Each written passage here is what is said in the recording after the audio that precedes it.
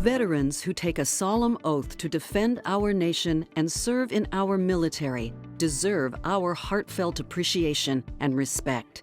In turn, our government makes a promise to care for those who served our country if they should be injured or sick due to their military service.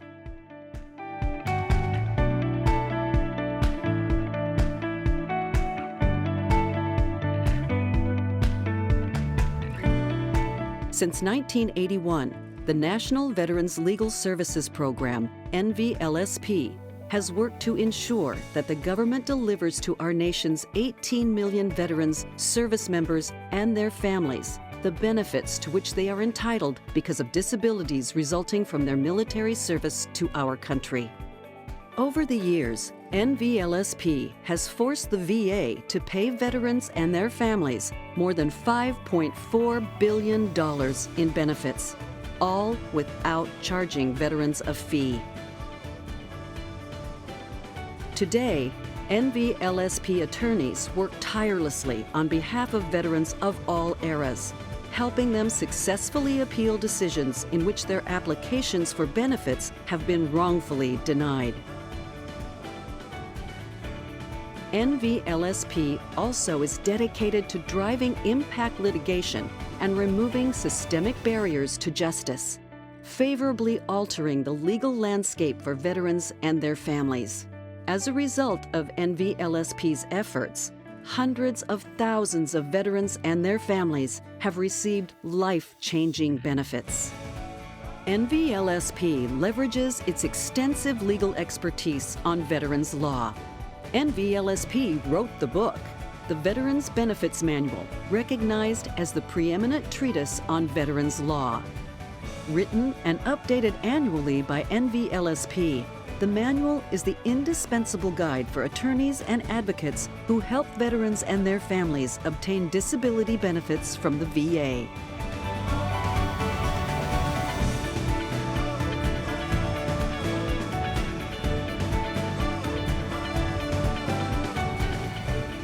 NVLSP also offers numerous training opportunities for veteran service officers, attorneys, claims agents, anyone who is interested in knowing how to best represent veterans.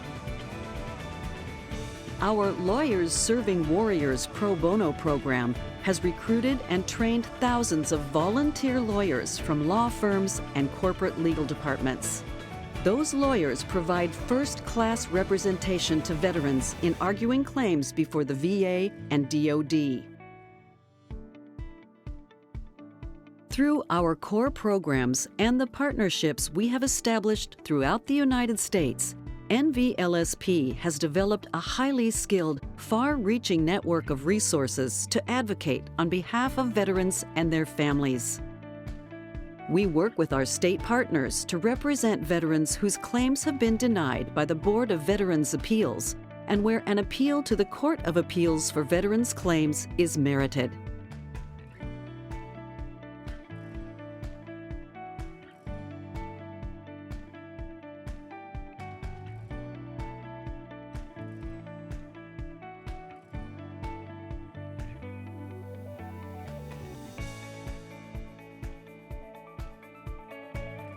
Our success rate of the cases we appeal each year is about 99%, resulting in either a reversal of the board's decision or a court order requiring the board to correct one or more legal errors and re-adjudicate the claims. NVLSP's work at the court has contributed to veterans and their families receiving over $21.5 million in retroactive benefits payments since January 2020. Every one of those victories is profound and life-changing for the men and women who have sacrificed so much. It is just one way NVLSP is honoring their service and sacrifice. Those successes inspire us to work even harder. We know that for every military veteran we assisted, there is another who served right beside them who needs our help.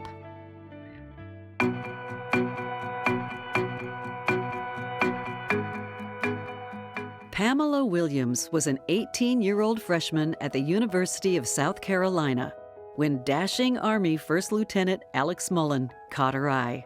I met Alec when I was working at the Sears store, which was prominent back then in the cosmetic department.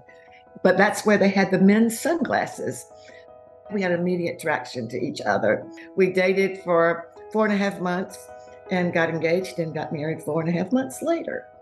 The newlywed couple settled into a happily married military life on base at Fort Jackson and started a family. Not long after, 23-year-old Alex fell ill and developed Crohn's disease.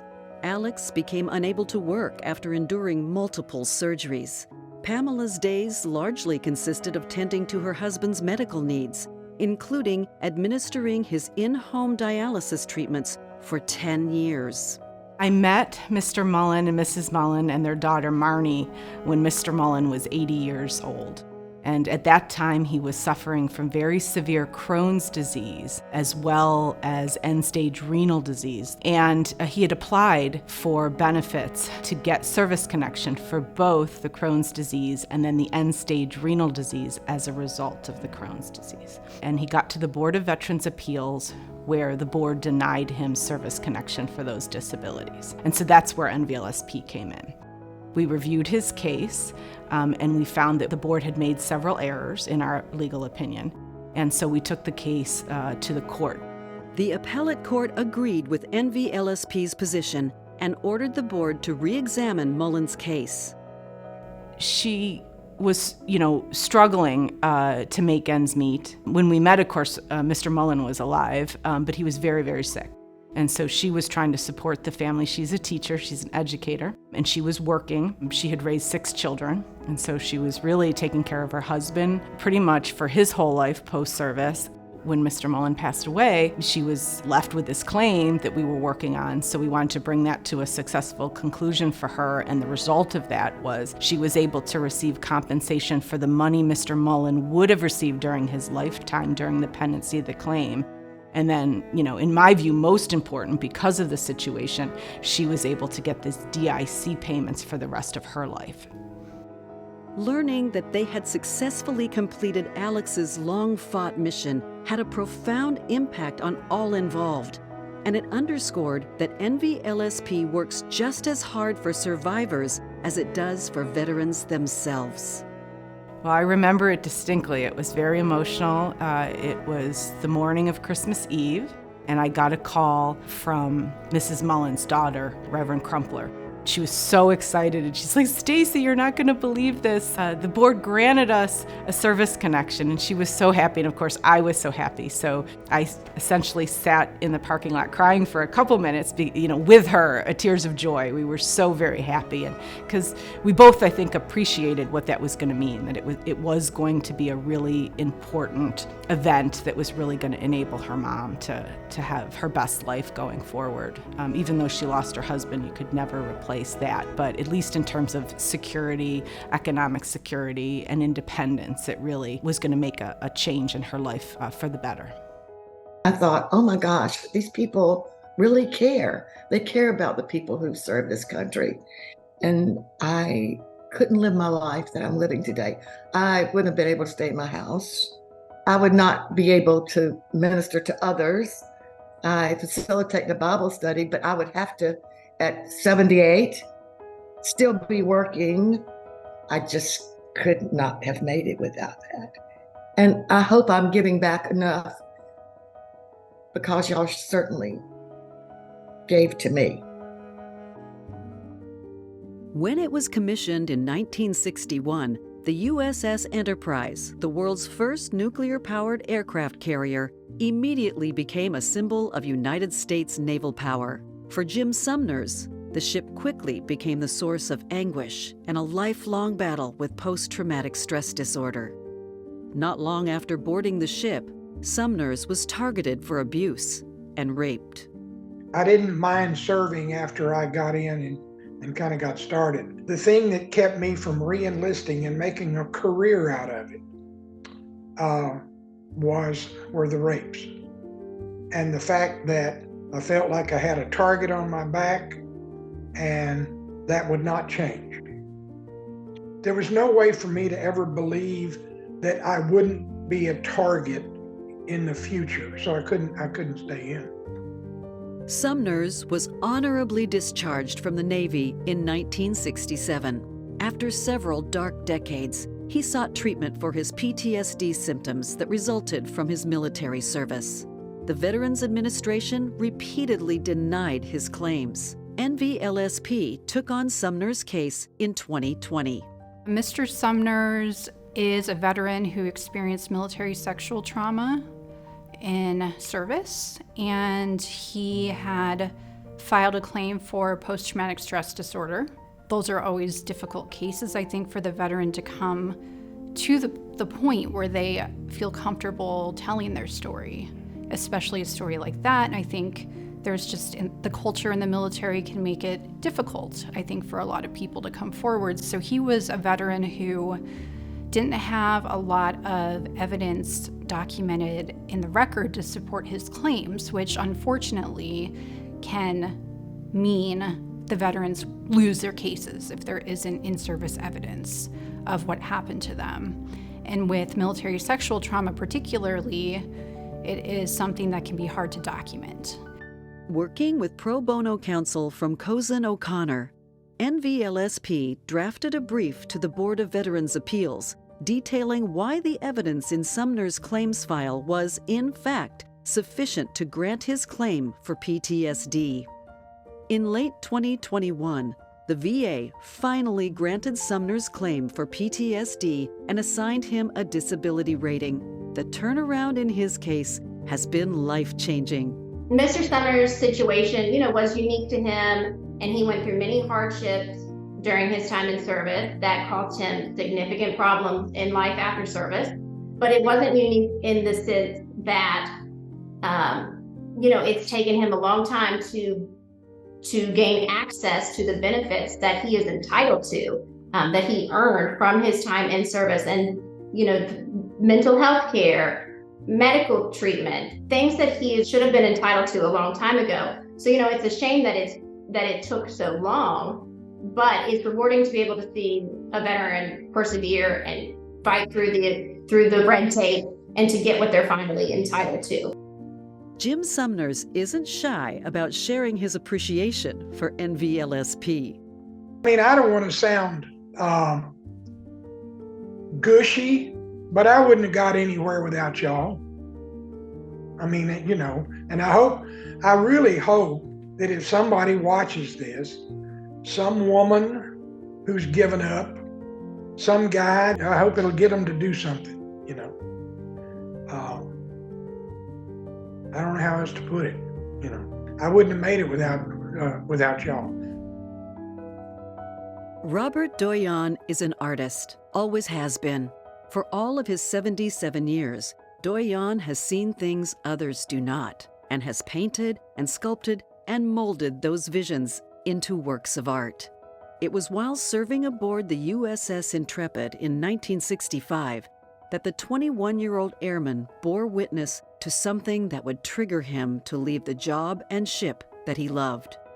A vision that haunted him for the next 50-plus years. My last duty was as a camera operator on the island, which you had a manual camera that you would zoom in and out on the numbers, the planes and so forth, as well as operating a series of monitors down below decks. I was doing all right with the camera operator. That was wonderful. I loved being up on deck. I loved being out at sea. And it was my third tour of duty. The planes would come right over our heads. But only about 15 feet away was the landing officer's platform. And as the plane was coming in, it just veered. And I made the switch of cameras, and that plane took out Bobby. The wheel hit him in the chest, took him into the sea along with the pilot, went down, left his legs below the knees in the basket, about 15 feet above and below, next to me. The landing officer was struck by the wing, and he was seriously injured but survived. But all that was happening, and it was all being videotaped, and I had recorded it. Well, that was one thing, but as soon as the flight ops and the rest of the planes were in, the captain came in, and I had to replay it and replay it. Between all the remaining flight ops for the next 14 hours that day, I had to replay it for the different squadron chiefs, everybody that was investigating the accident, until it became totally burned into my brain. To this day, I can still see it in little black and white screens. Traumatized by the incident and having to watch it over and over again, Doyon was sent to the sick bay at the Navy's Subic Bay base in the Philippines for evaluation. He was found to be unable to continue serving, but instead of being honorably discharged with a disability, he was wrongfully separated for unsuitability due to personality disorder. That undefined personality disorder label impacted Doyon's life for decades. NVLSP and Latham and Watkins took on Doyon's case to correct his discharge record. He was in his early 20s when he was discharged. He's had a history of finding employment over decades because the narrative reason for his discharge on his Form DD-214 showed that he had a personality disorder.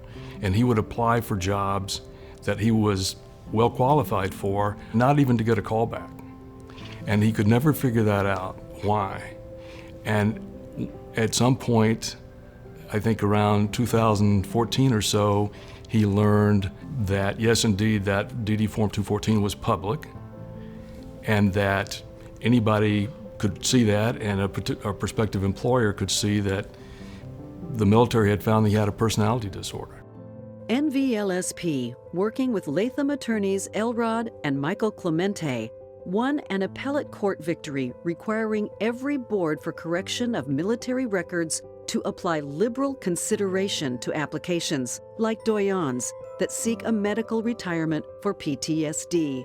That ruling is a huge first step towards securing much-needed benefits for Doyon and could lead to the reversal of numerous decisions denying liberal consideration to veterans experiencing PTSD. It's definitely impacting lots of other cases. And so I'm already working on other cases with NVLSP where we're citing the Doyon case as very helpful precedent, where we're seeking relief based on the decision there. So it's a case that's having a very big impact. And this cuts across all the different branches. It was a very, very broad ruling. As of November 2023, Robert Doyon's individual claim for relief has yet to be finally adjudicated. NVLSP continues fighting for the benefits he deserves. As a quick side note, he has not yet received full relief. So that's one sort of actually annoying thing. We got this huge knockout, super broad ruling that was way broader than even needed to be on multiple bases, and it really is having a huge impact. But for him, they said, well, now we're going to send it back to the board. Mr. Doyon's case will be life-changing for veterans for eras to come and from eras past. And the impact that Latham and Watkins had on a whole group of military members and veterans is probably unfathomable. NVLSP dedicates this video to Lee Cozens and his family, who we helped through our Burn Pits Claims Assistance Program. Sadly, Mr. Cozens passed away in 2023. But our work continues, and we encourage veterans who have been previously denied service connection for burn pit-related conditions to contact us for assistance. Learn more at www.nvlsp.org.